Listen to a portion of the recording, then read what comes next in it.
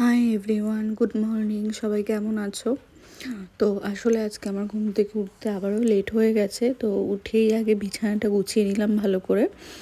দেন বিছানাটা গুছিয়ে ভালোভাবে ঝাড় দিয়ে চলে গেলাম আরেকটা বেডরুমে। তো সেখানেও বিছানাটা গুছিয়ে নিয়েছি। আসলে আমরা এই রুমটাতেই ঘুমিয়েছিলাম, তো এই জন্য একটু মেসি হয়ে আছে, তো এটাই ভালোভাবে গুছিয়ে নিলাম। আর কি বলো তো, মানে বিছানাটা না গোছালে না ঠিক ভালো লাগে না। ঘুম থেকে উঠেই আগে আমি এই কাজটাই সবার ফার্স্ট করি। বিছানাটা গুছিয়ে নিলাম আর জানলাটাও খুলে দিলাম। বাইরে অনেক ভালোই রোদ বেরিয়ে গেছে। তারপরে এই ঘরেরও বিছানাটা ভালোভাবে ঝেড়ে ঘরটা ঝাড় দিয়ে নিলাম, কারণ যেহেতু অনেকটা বেলা হয়ে গেছে সেই জন্য ঘরটাও ঝাড় দিয়ে নিলাম। আর যাদের ডাস্ট অ্যালার্জি আছে তারাই এই জিনিসটা রিলেট করতে পারবে যে ধুলোবালিটা আমাদের জন্য মানে কীরকম একটা খারাপ জিনিস। তো কিছু করার নেই। আর খুব ধুলোবালির মধ্যে থাকলে তো ঠান্ডাই লেগে যায় অনেক সময়। তো আর কি করা যাবে, তো ভালোভাবে ঘরগুলো সব ঝাড় দিয়ে নিলাম। আমার পেছনে দেখছো আমার পাঁচগুলো আজকে লেট হওয়ার কারণে ওদেরও খাবার দিতে অনেকটাই লেট হয়ে গেছে। তারপর তো এক এক করে সব ঘরগুলো মুছে নিলাম ভালোভাবে। আর আমি রান্নাঘরের সাইডের ঘরগুলোই আগে মুছলাম, কারণ মা যেহেতু রান্না করতে ঢুকবে, তো আমি বললাম ঘরটা একেবারে মুছে দিই তারপরেই ঢুকবো। তো সেই জন্যই তাড়াহুড়ো করে একটু ঘরটা মুছে দিলাম। আর ভিডিওটা কিন্তু এত তাড়াতাড়ি আমি অবশ্যই করিনি, আমি ভিডিওর সেটা বাড়িয়ে দিয়েছিলাম। ওর জন্যই তোমাদের মনে হচ্ছে এত তাড়াতাড়ি করে সব করছি।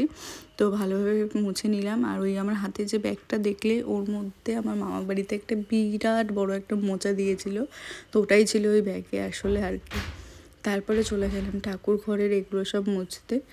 তো ভালোভাবে মোছামুছি করে নিই।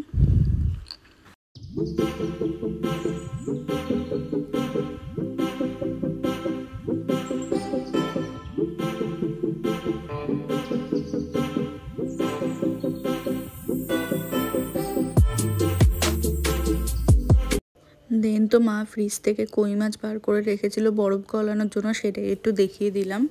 আর দেখো কাজ করার পর আমার অবস্থা। আর যেহেতু সকাল থেকে সারাদিন কিছু খাইনি, তো সেই জন্যই আমি একটু খাবার নিয়ে বসলাম, চিয়া সিডের জল আর কলা। তো এটা খেতে খেতেই আমি একটু রেস্ট করছিলাম। আর এই জলটা তো আমি আগের দিন রাতেই ভিজিয়ে রাখি, আগের ভিডিওতেও বলেছিলাম। আর এই কলাটাই খেয়ে নিলাম। তারপর মা এই লাউয়ের জুসটা দিয়ে দিল, সেটা খেলাম। আর যেহেতু মা ঘরে ছিল না সেই জন্য কই মাছটা একটু নাড়াচাড়া করে নিলাম, মা বলে গেছিলো। আর তারপর তো দেখছিলাম যে ডিটক্স ওয়াটার বানিয়ে রেখেছে, তো সেটাই দেখছিলাম। দেখতে তো খুব সুন্দর লাগছে, যেহেতু এর ওপর ধনেপাতা দেওয়া আছে ওই জন্য হয়তো আমি খাবো না, কারণ ধনেপাতাটা আমি পছন্দ করি না। আর তারপরে মায়ের রান্নাবান্না হয়ে যাওয়ার পর আমি চলে গেছিলাম রান্নাঘরে গ্যাস মুছতে। তো সেটাই ভালো করে মুছে নিলাম, কারণ একবার মুছলে তো হয় না, 2-3 বার মুছতে হয়, তা নাহলে তেল যাবে না। তো ওই জন্য ভালোভাবে মুছে নিলাম। আর তারপরেই কিছু বাসনও ছিল, তো সেগুলোও আস্তে আস্তে পরিষ্কার করে নিলাম। আর যে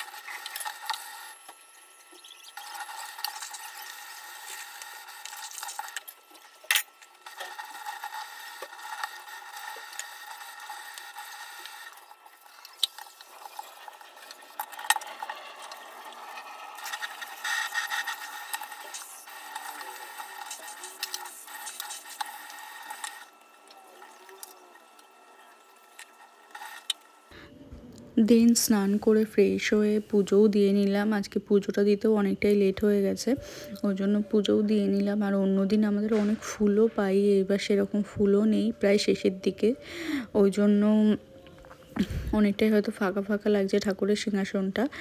আর সিংহাসনটা ভালোভাবে একটু মুছেও নিলাম, কারণ ধুলোবালি তো লেগে থাকে, ওই জন্য ভালোভাবে রোজই একটু মুছে নেওয়া হয়।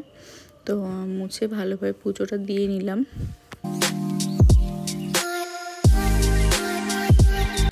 আর তারপর তো দুপুরে লাঞ্চ করতে বসে মার সাথে একটু কথা বলে নিচ্ছিলাম। খেতে খেতে একটু কথা বলছিলাম। আর আজকে রান্না করেছে এটা লাউ পাতা দিয়ে কোনো একটা ডাল হবে, তো সেটাই আমি খেতে চাইছিলাম না, ওটা নিয়ে একটু বকবক করছিলাম। আর খেতে খেতেই তো আমি একটা ইতিহাস ঘটিয়ে ফেলেছি, মানে এত বিষম খেয়েছি যে আমার বলার মতো না। আমি একবার উঠে হাঁটাহাঁটি করছি, জল খাচ্ছি, তাতেও আমার কমছে না। শেষমেশ অনেকক্ষণ বাদে গিয়ে ঠিক হলো। তারপরে আবার একটু কথা বলতে বলতে খেলাম। ইচ্ছা ছিল ভিডিওটা অনেকটাই বড় করব, বাট এই খেতে খেতে ভীষণ খাওয়াতে আমার মাথাটা প্রচণ্ড গরম হয়ে গেছে বলে আমি ভিডিও করাই বন্ধ করে দিয়েছি। আর দেখা হচ্ছে নেক্সট